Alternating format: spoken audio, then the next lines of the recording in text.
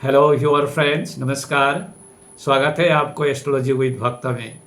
Friends, thumbnail से आपको पता चल ही चुका है। आज हम जन्म कुंडली में बनने वाले विपरीत राजयोग के बारे में चर्चा करेंगे। विपरीत राजयोग बहुत ही पावरफुल और प्रभावशाली होते हैं। राजा से रंग बनाने की क्षमता रखते हैं विपरीत राजयोग, लेकिन इसके लिए दो कंडीशन फुलफिल होना पड़ता है। आज हम इस वीडियो में विपरीत राजयोग कैसे बनते हैं, इसको क्यों विपरीत राजयोग कहा जाता है, इसके कौन से दो कंडीशंस फुलफिल होने पड़ते हैं इसकी फल प्राप्ति के लिए, अचूक फल प्राप्ति के लिए, और इसके क्या फल मिलते हैं, इसके बारे में इस वीडियो में डिटेल में चर्चा करेंगे। और इस चर्चा को और अधिक स्पष्ट तरीके से समझने के लिए अंत में 4 उदाहरण कुंडली के माध्यम से भी इसको समझने की प्रयास करेंगे। आपको अगर यह वीडियो अच्छा लगा तो प्लीज़ इस वीडियो को लाइक और शेयर कीजिएगा और चैनल को भी सब्सक्राइब कीजिएगा। तो आइए देर न करते हुए चर्चा में आगे बढ़ते हैं। तो इसको क्यों विपरीत राजयोग कहा जाता है? राजयोग भी है और विपरीत भी है। ये कैसे हो सकता है, इसका मतलब क्या है, इसको समझते हैं। जैसे कि मैंने कहा, राजयोग तो यह है अति शक्तिशाली और अचूक परिणाम देने वाला राजयोग होता है, लेकिन यह विपरीत परिस्थितियों की माध्यम से राजयोग देता है। इस राजयोग को प्राप्त करने से पहले जीवन में चरम दुख, दर्द, परेशानी, संघर्ष, विफलता, गरीबी, अपमान, तिरस्कार झेल के आगे बढ़ना पड़ता है। जीवन को कांटों के ऊपर से चल के आगे बढ़ाना पड़ता है, लेकिन यही चरम विपरीत परिस्थितियां जातक को आगे बढ़ने के लिए एक असीम ऊर्जा और ताकत और एक दृढ़ निश्चयता प्रदान करता है। और यही विपरीत परिस्थितियां धीरे धीरे एक मौका में, अपॉर्चुनिटी में कन्वर्ट होना शुरू होता है, और इन्हीं विपरीत परिस्थितियों को एक अपॉर्चुनिटी में कन्वर्ट करके जातक जीवन में चरम सफलता को प्राप्त करने के लिए सक्षम होता है, और आगे जाके उसको सभी सुख प्राप्त होता है, सभी इच्छाएं पूर्ण होते हैं, सफलता की चरम शिखर पर पहुंचता है। कांटों पे चलने के बाद उसको ताज प्राप्त होता है, मान सम्मान, power, position, social status, social image, धन दौलत, मकान, सुख सुविधा, सब कुछ उसको प्राप्त होता है। सर्वांगीण सफलता, इंक्लूसिव सक्सेस प्राप्त होता है। इसीलिए इसको विपरीत राजयोग कहा जाता है। अब यह विपरीत राजयोग जन्म कुंडली में कैसे बनता है? यह विपरीत राजयोग जन्म कुंडली के 6ठा घर, 8वां घर और 12वां घर, 6th हाउस, 8th हाउस और 12th हाउस और उनके लॉर्ड से बनता है। यह भी एक कारण है कि इसको एक विपरीत राजयोग कहा जाता है, क्योंकि ये 6ठा, 8वां और 12वां घर, इसको त्रिक भव कहा जाता है, इसको दुस्तान भव कहा जाता है, दुस्तान घर कहा जाता है।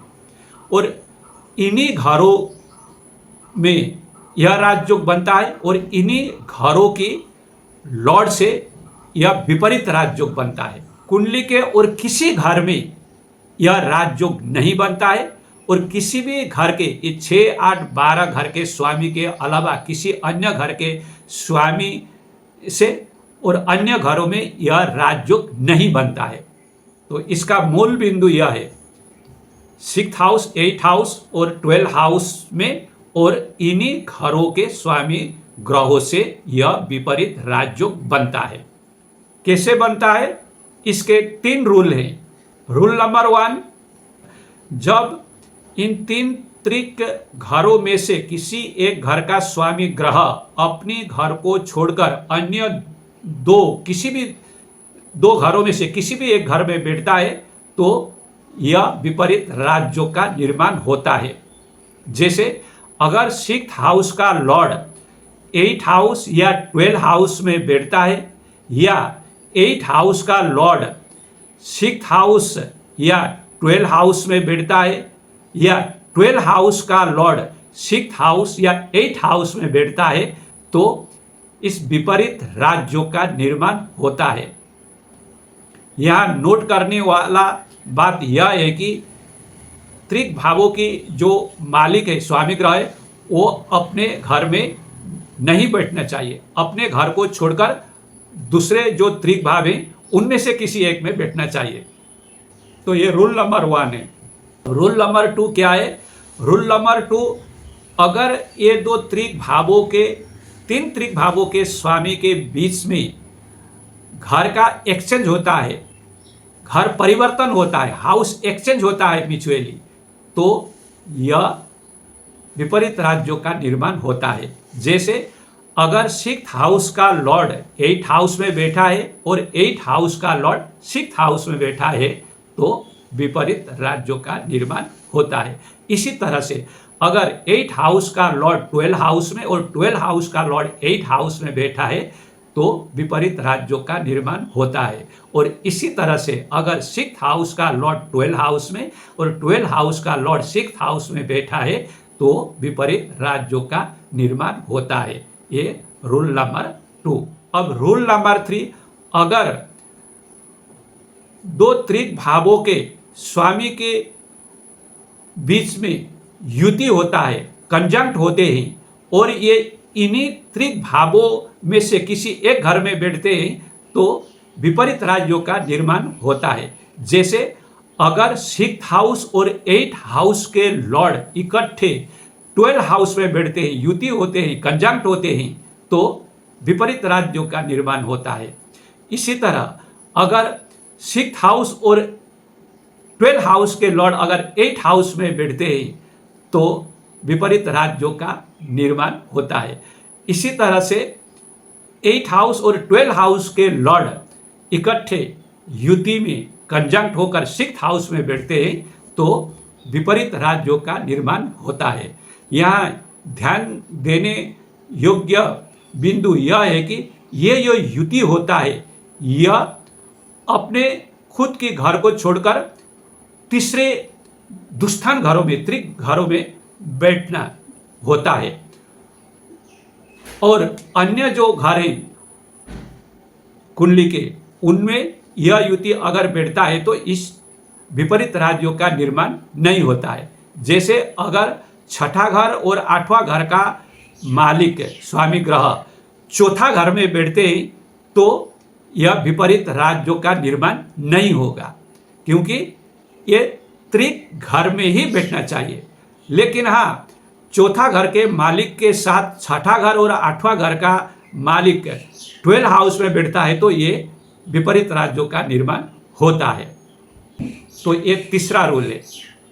अब इसके जो 3 रूल हैं, इनको 3 नाम दिया गया है, 3 कैटेगरीज में इसको इस तरह से कैटेगराइज किया गया है। यह विपरीत राज्य 6ठा घर में बनता है, तब इसको हर्ष विपरीत राज्य कहा जाता है।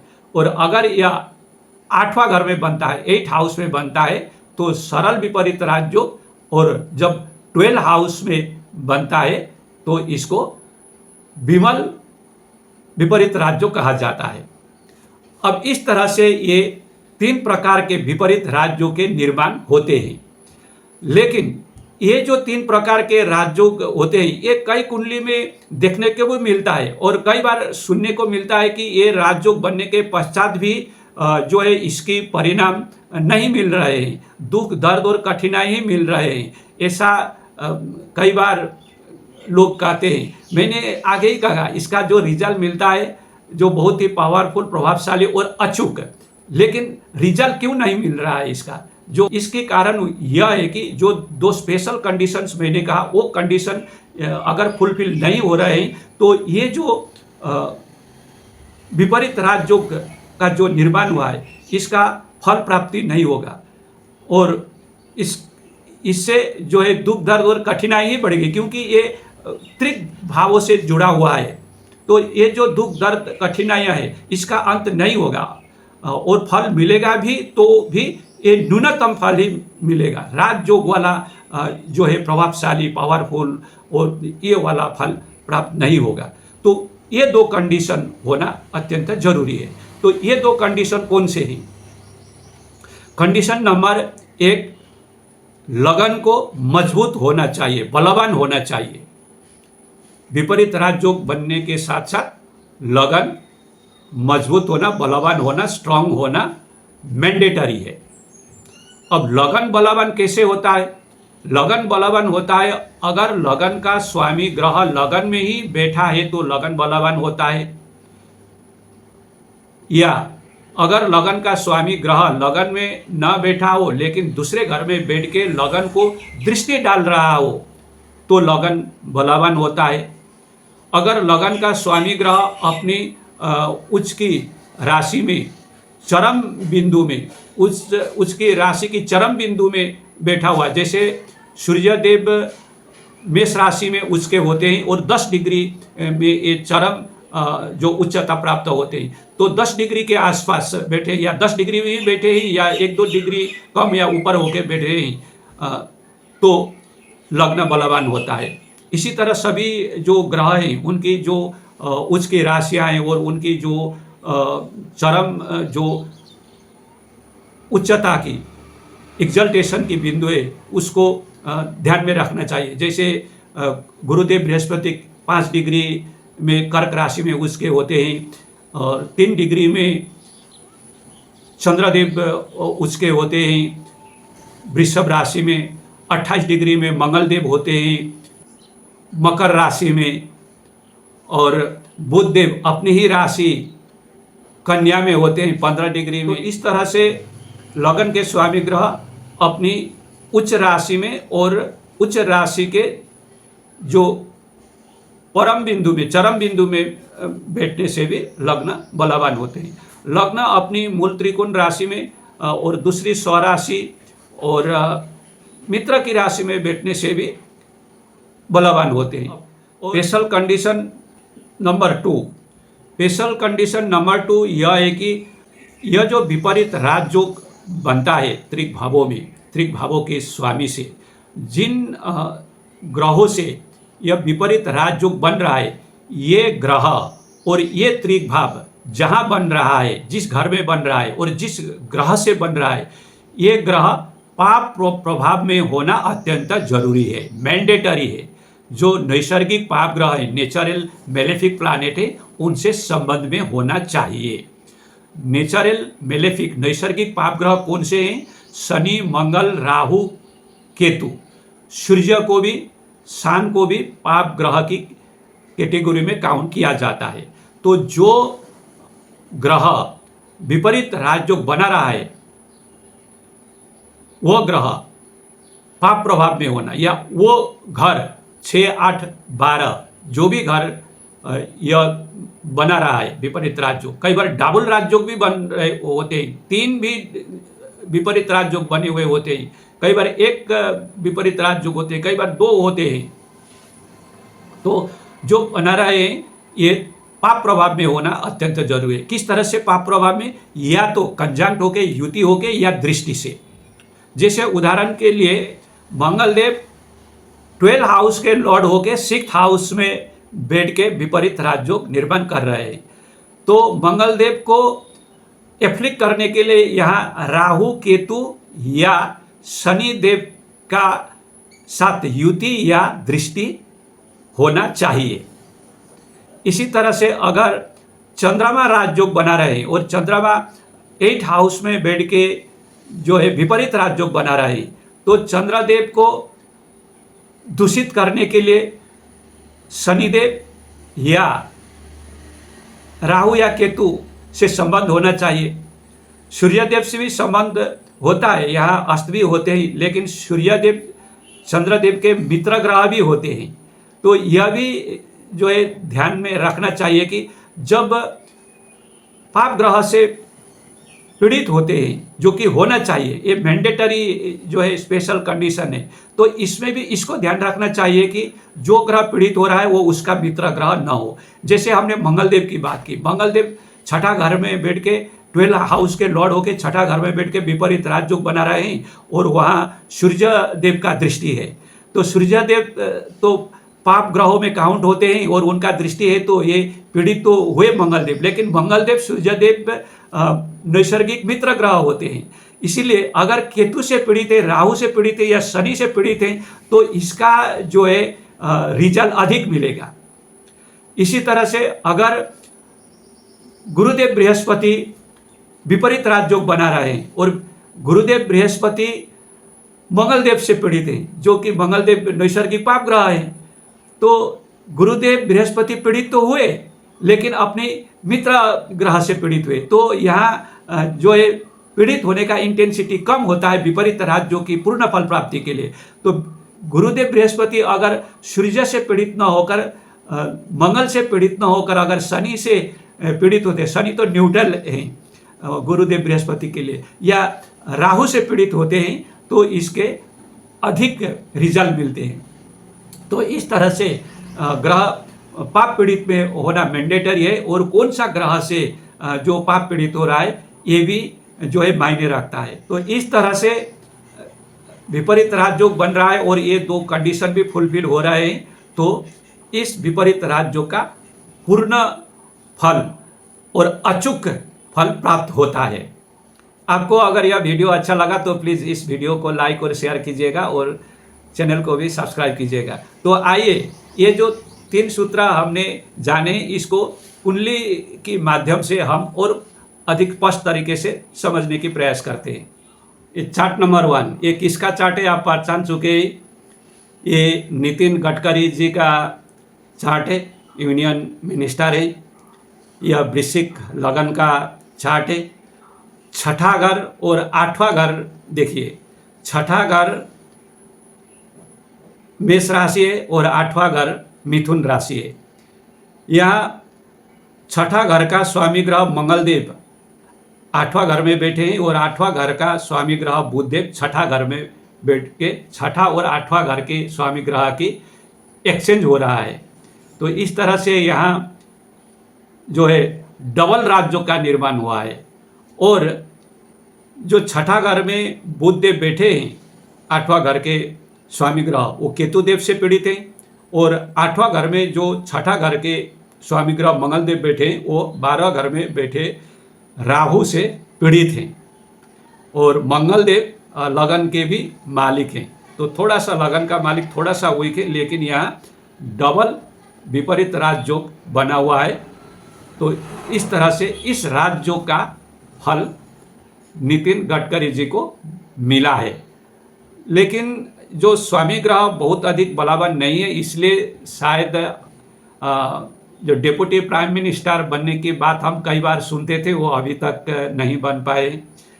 शायद इसका यह भी हो सकता है, लेकिन ये डबल राजयोग का जो परिणाम है ये नितिन गडकरी जी को निश्चित तौर पर मिला है, आप सभी जानते हैं।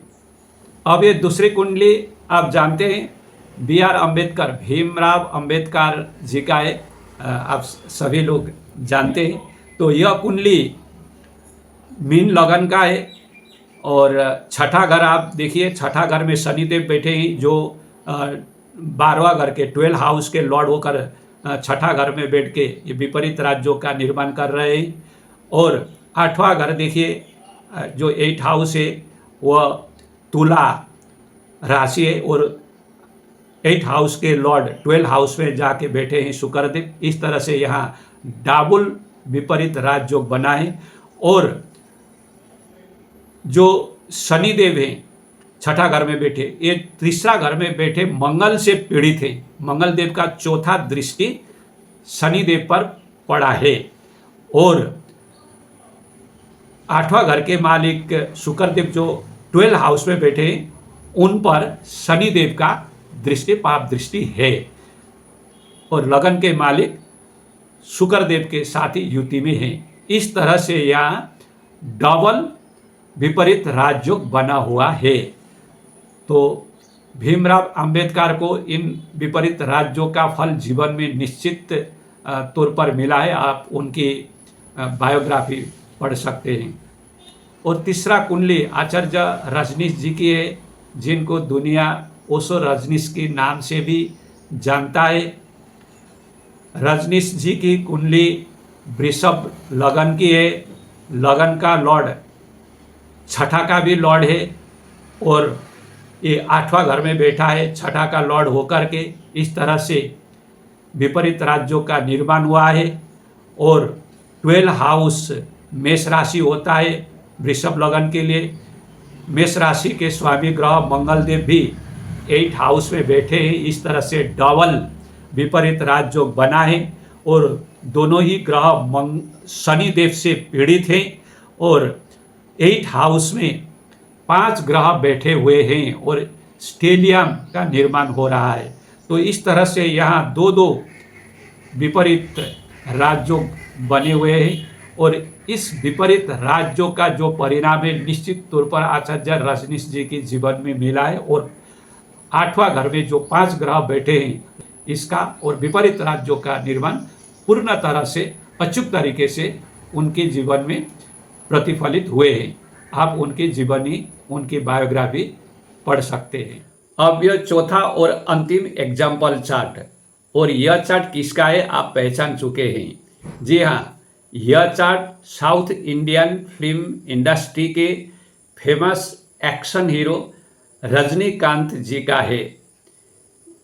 इस चार्ट में लगन सिंह राशि में है और छठा घर मकर राशि है। मकर राशि में छठा घर में 12 हाउस के लॉर्ड चंद्रदेव बैठ के हर्ष नाम का विपरीत राज्यों का निर्माण हो रहा है और चंद्रदेव मंगल देव के साथ युति करके पीड़ित होकर बैठे हैं और ऊपर से केतु के दृष्टि से भी पीड़ित हैं। और लगन के स्वामी ग्रह लगन के लॉर्ड सूर्यदेव अपनी मित्र की राशि में चौथा घर में बैठकर एक तरह से बलवान है।